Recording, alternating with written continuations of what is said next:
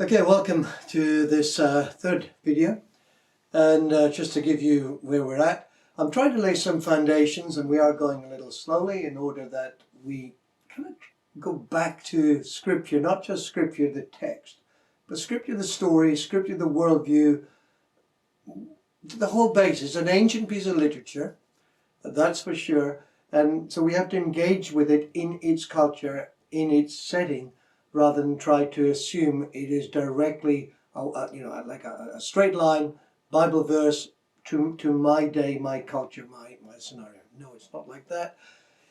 There's a lot in here for us, but it's not written directly to us.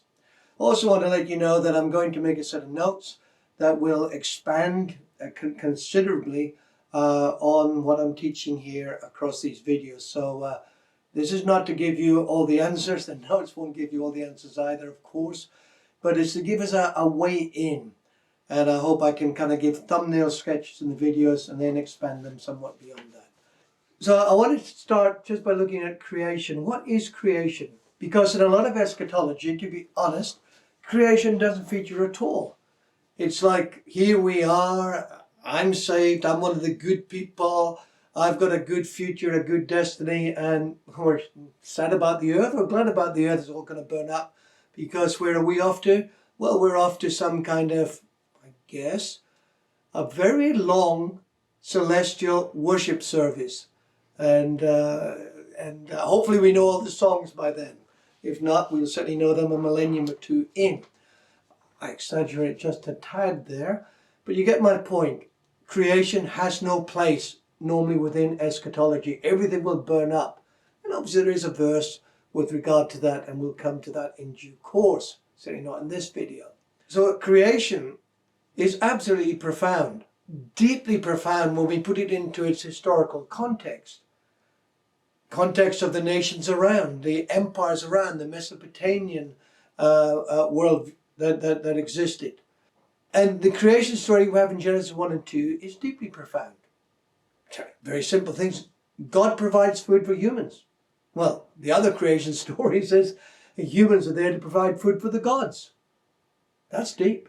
You see, Scripture doesn't correct, dare I say, it doesn't correct scientific ancient worldviews, because that's not really that important.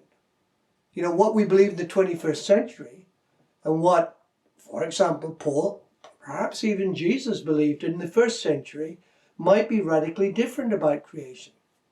That's not so important. That's all part of our discovery as humans.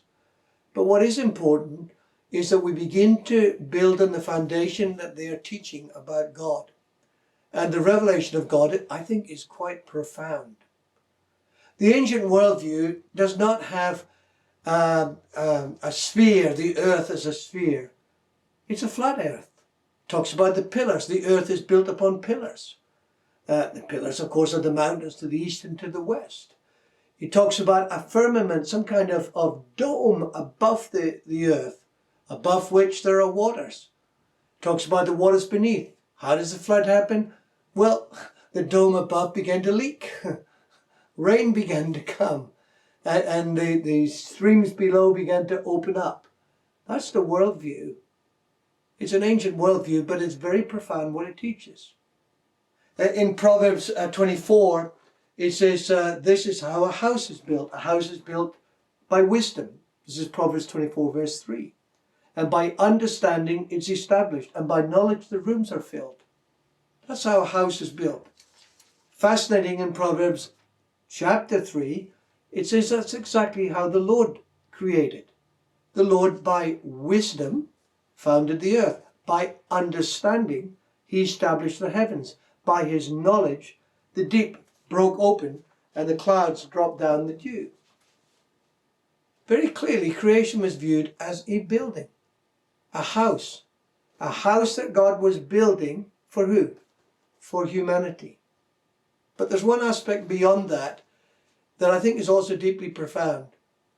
In the ancient world, when you built a temple, the last item you put into the temple was the image of the God.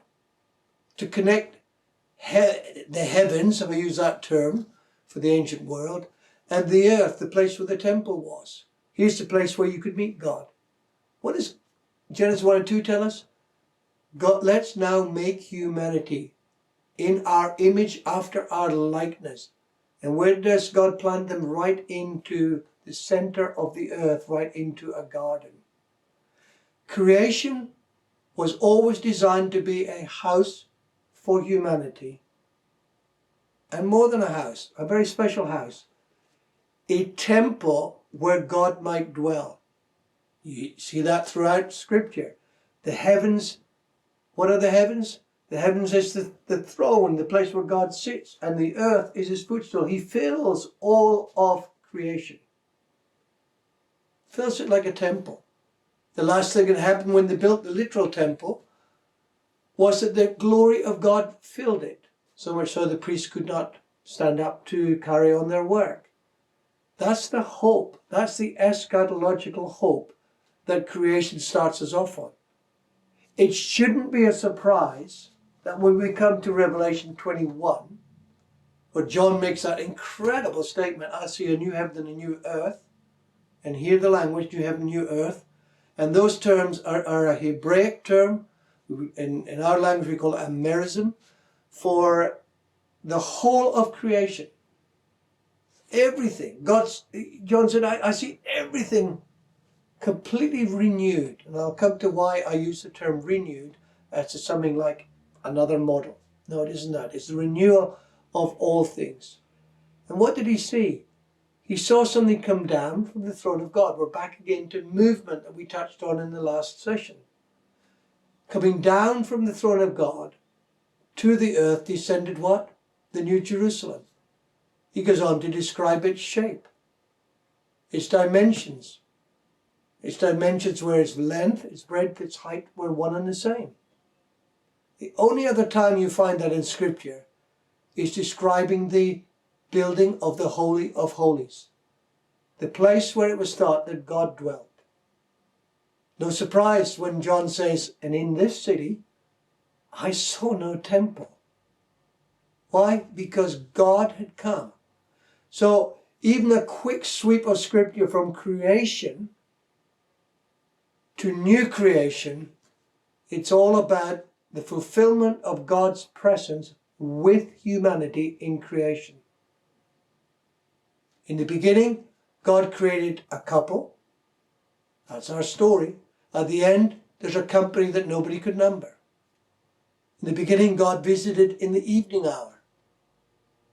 At the end, it says, and now God will make his dwelling place with humanity forever. Again, here the movement doesn't even say humanity will make their dwelling place with God, but God will make his dwelling place with humanity.